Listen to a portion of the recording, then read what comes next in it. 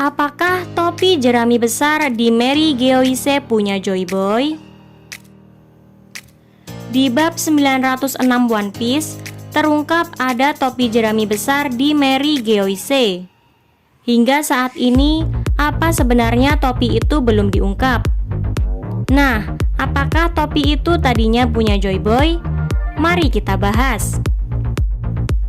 Yang pertama, kemiripan aspek Luffy dan Joy Boy. Di One Piece 1043, Luffy mulai mengalami awakening. Zunesha pun mendengar apa yang disebut genderang kebebasan, yang kemudian terungkap sebagai irama unik jantung Luffy selama dia dalam wujud Gear 5. Zunesha sampai menyatakan Joy Boy telah kembali. Situasi ini seperti menandakan kalau Joy Boy bisa jadi adalah pemakan gomu-gomu atau hito-hito nomi model Nika sebelum Luffy. Dengan buah iblis yang mungkin sama dengan Luffy, rasanya bukan mustahil Joy Boy juga di masa lalu memakai topi jerami. Yang kedua, pertimbangkan Gomu-Gomu no Gigan. Sebenarnya, teknik Luffy ini yang membuat saya jadi semakin curiga kalau topi jerami besar itu milik Joy Boy. Dengan awakening, Luffy bisa memanipulasi tubuhnya sesukanya. Dia bahkan dapat mendadak jadi raksasa, dengan sandal dan pakaiannya membesar mengikuti fisiknya. Dulu, ukuran topi jerami di Mary Geoise menarik perhatian karena terasa besar sekali. Tapi karena pengguna hito-hito nomi model Nika bisa memanipulasi tubuh sesukanya, Luffy sekalipun bisa membesarkan tubuh untuk mengenakannya sekarang. Joy Boy pun bisa dapat melakukan itu. Meski memang saya sih masih curiga Joy Boy itu antara raksasa atau manusia besar seperti Big Mom. Yang ketiga, topi jerami besar itu dibekukan, pertanda kalau itu upaya mengawetkannya. Sebelum Luffy mencapai awakening, terakhir kali Zunesha mendengar genderang kebebasan adalah 800 tahun lalu. Bisa diasumsikan Joy Boy itu berasal dari 800 tahun silam. Di Mary Geoise, topi jerami besar itu disimpan di ruang beku. Mungkinkah itu benar-benar topi dari 800 tahun lalu? Dan penyimpanan di ruang beku itu adalah upaya untuk mengawetkannya.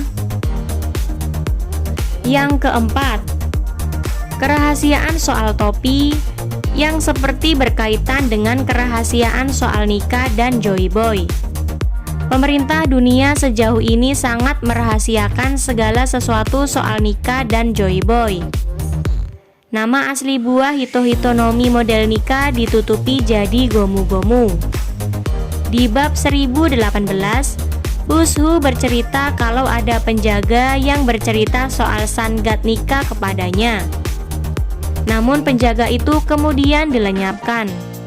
Sejauh ini, tak ada indikasi kalau topi jerami di Mary Geoise diketahui oleh umum. Bila benar itulah harta nasional Mary Geoise yang dimaksud Doflamingo di bab 761, maka pengetahuan soal itu bahkan bisa mengguncang dunia jika diungkap. Walau tentu saja patut diingat, untuk sekarang belum dikonfirmasi apakah benar topi jerami itu harta yang dimaksud Doflamingo. Kerahasiaan soal topi jerami besar itu sejalan dengan aspek-aspek lain soal Joy Boy yang ditutupi pemerintah dunia. Yang kelima, pertimbangkan minat pemerintah dunia terhadap hito-hito nomi model Nika. Di satu sisi, pemerintah dunia terasa menutupi banyak info soal Joy Boy. Di sisi lain, pemerintah dunia juga diketahui sudah lama ingin memperoleh hito-hito nomi model Nika yang diduga adalah buah iblis milik Joy Boy di masa lalu. Minat pemerintah dunia terhadap hito-hito nomi model Nika itu seperti menandakan mereka antara mencoba mengamankan atau memperoleh aspek-aspek kekuatan Joy Boy di masa lalu. Gimana kalau topi jerami besar itu memang milik Joy Boy dan merupakan salah satu aspek Joy Boy yang telah mereka peroleh? Karena beda dengan Hito-Hito Nomi model Nika yang memiliki kehendak, sehingga bisa mempersulit pemerintah dunia memperolehnya. Bisa jadi topi itu yang gak punya kehendak. Nah, itu teori soal apakah topi jerami besar di Mary Gyoise punya Joy Boy. Kalau memang benar itu tadinya milik Joy Boy, saya jadi penasaran dengan minat Im Sama terhadap topi itu. Di bab 906, Im Sama diperlihatkan memperhatikan topi itu sambil membawa poster Luffy. Apakah Im ini tadinya mengenal Joy Boy? Tapi untuk saat ini sih, ini baru sebatas teori. Gimana menurut kamu? Sampaikan di kolom komentar.